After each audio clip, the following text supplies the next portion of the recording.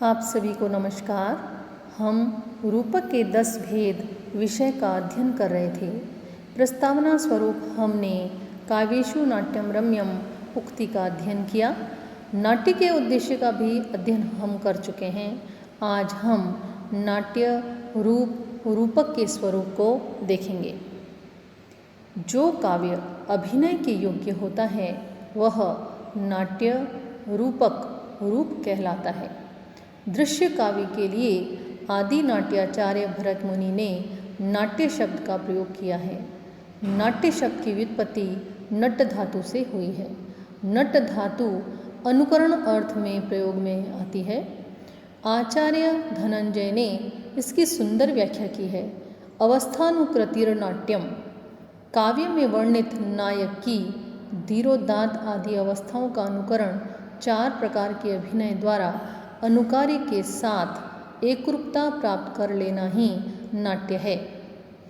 अभिनय 4 प्रकार का होता है: आंगिक, वाचिक, आहार्य और सात्विक।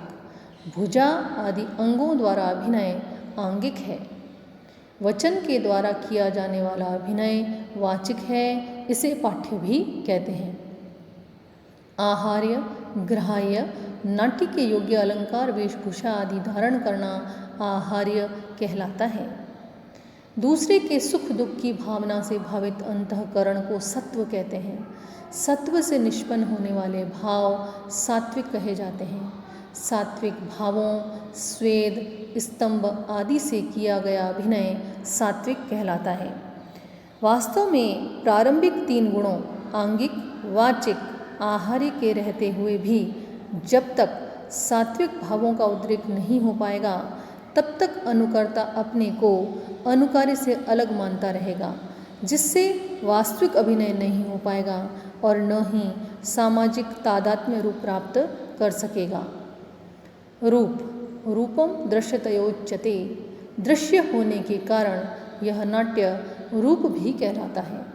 भाव यह है कि जिस प्रकार दृश्य चाक्षुष ज्ञान का विषय होने के कारण नील इत्यादि रूप कहलाते हैं, उसी प्रकार दृश्य होने के कारण नाट्य भी रूप कहलाता है। रूपकम तत्समारोपात्, आरोप किया जाने के कारण वह नाट्य रूपक कहलाता है। जिस प्रकार मुख में चंद्रमा का आरोप किया जाने के कारण मुख चंद्र में रूपक अलंकार कहलाता है, उसी प्रकार नट में राम आदि की अवस्था का आरोप होने के कारण नाट्य, रूप और रूपक इन तीनों शब्दों का इंद्र, पुरंदर, शक्र आदि के समान प्रवृत्ति निमित्त का भेद है। प्रवृत्ति निमित्त, जिस निमित्त से किसी अर्थ में शब्द का प्रयोग किया जाता है वह शब्द प्रवृत्ति निमित्त कहलाता है। जैसे गौत्व के कारण गायों में गो शब्द का प्रयोग होता है, अतः गौत्व गो शब्द का प्रवृत्ति निमित्त है। एक ही अर्थ के लिए भिन्न भिन्न निमित्तों से अनेक शब्दों का प्रयोग किया जाता है। अभिनय या दृश्य काव्य में उदात्त आदि अवस्थाओं का अनुकरण किया जाता है, अतः वे नाट्य कहलाते हैं। वे दृश्य हैं, इसी से वे रूप कहलाते हैं। और नट में राम आदि के रूप का आरोप किया जाता है, इसलिए वे रूपक कहलाते हैं। ये तीनों शब्द एकार्थवाचक हैं, किंतु प्रवृत्ति निमित्त का भेद है। आज के लिए इतना ही। कल से हम क्रमशः रूपकों के 10 भेद का अध्ययन करेंगे। तब तक के लिए नमस्कार।